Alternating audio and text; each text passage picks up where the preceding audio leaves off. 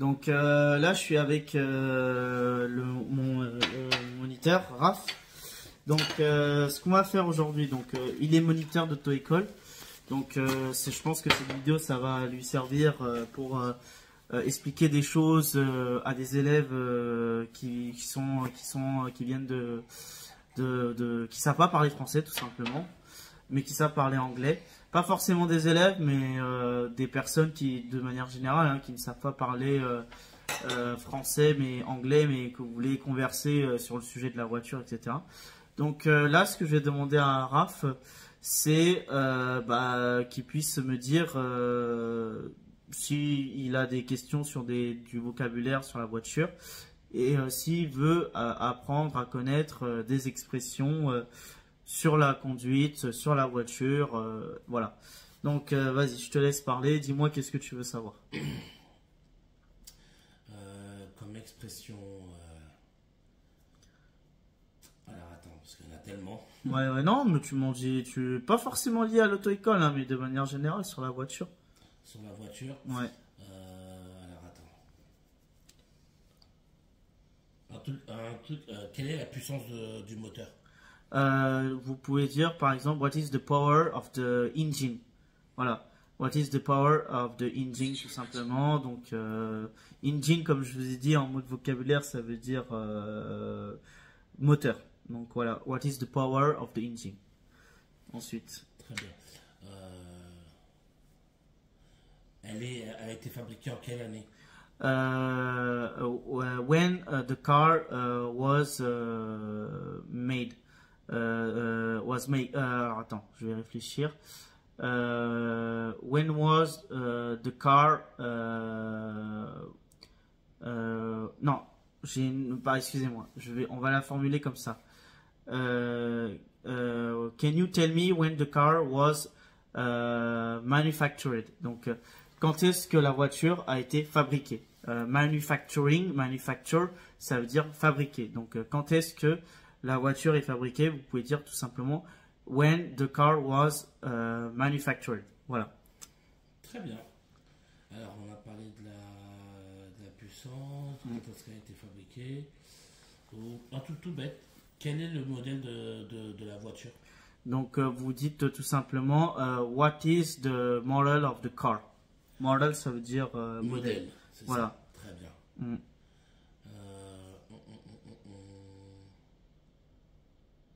Alors attends.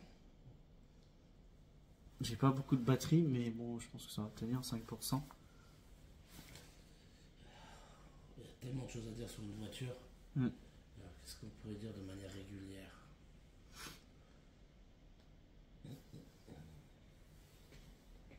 Ça fait combien de temps que tu as acheté cette voiture? Donc vous dites how long do you donc vous dites how long have you bought the car? Donc vous dites tout simplement how long have you bought the car, tout simplement. Ou vous dites how long do you have this car? Donc depuis combien de temps tu as cette voiture? Donc voilà.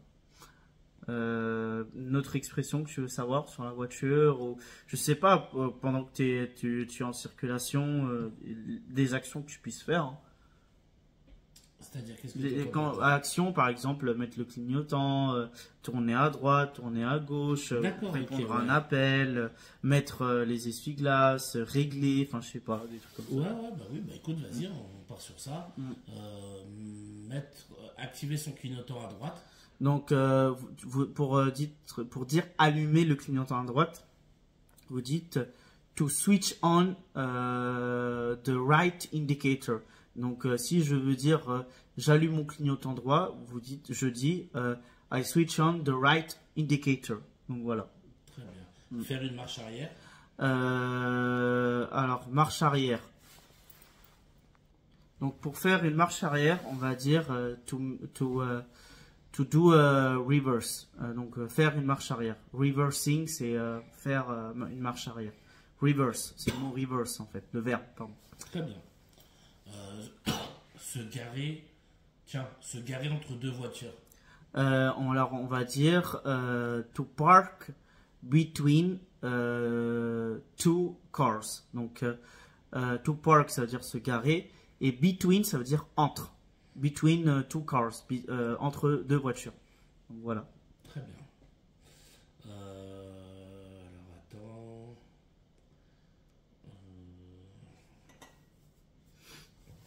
Prendre l'autoroute. Alors, Ou se diriger vers l'autoroute. Donc on va dire, pour dire prendre l'autoroute, on va dire to take the highway. To take highway. Take, ça veut dire prendre, donc on va dire to take the highway. Ensuite, se diriger vers l'autoroute, on va dire to go to the highway. Go to the highway. Aller vers l'autoroute. Voilà. Très bien. Alors, ensuite, au prochain rond-point à gauche. Donc là, on va dire at the next roundabout, we are going to take left. Donc au prochain rond-point, nous allons prendre à gauche. Donc next, ça veut dire prochain dans le contexte. Ça veut dire suivant aussi. Rond-point, on va dire roundabout. Donc c'est roundabout, ça veut dire rond-point. Et we are going to take left, c'est nous allons prendre à gauche. Donc ou alors, vous pouvez tout simplement dire at the next roundabout, take left. Donc au prochain rond-point, prends à gauche. Donc voilà.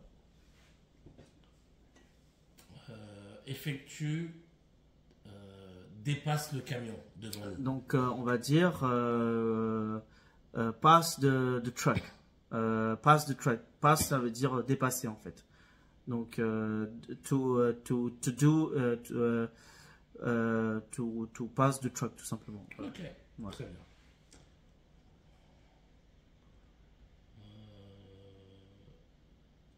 Alors attends. À la seconde intersection, à droite. Alors, at the second intersection or at the second crossing, you turn right. Donc, intersection, il y a intersection, donc c'est un mot transparent, ou vous pouvez dire cross aussi. Cross, ça veut dire intersection. Donc, at the second, donc au second intersection, à droite, c'est ça? Oui. Donc, à la seconde, at the second cross, at the second crossing, you turn right. Tu tournes à droite. Voilà.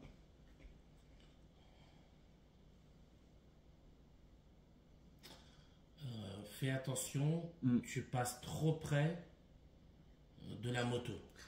Be careful, you are too near the bike. Donc là, ça veut dire quoi? Ça veut dire fais attention, tu es trop près, tu es trop près de la moto, en fait. Voilà. Near, ça veut dire près. Donc voilà. On en fait deux dernières. Une action que tu effectues toi en tant que conducteur dans la voiture, je sais pas.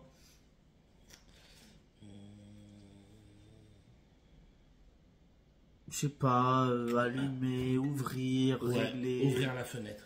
Alors on va dire open the door, tout simple. Open the window, sorry. Window, ça veut dire fenêtre, c'est un mot qu'on a vu. Donc on va dire open the window. Donc ou si c'est les fenêtres, c'est windows. Open windows. Et si c'est les fenêtres avant, on va dire front windows. Et si c'est les fenêtres arrière, on va dire rear windows. Et si c'est les fenêtres côté conducteur, on va dire conductor window. Et si c'est la fenêtre côté passager, on va dire passenger window. Donc voilà. Ranger les courses dans le coffre. Donc on va dire to put alors course, comment on dit course?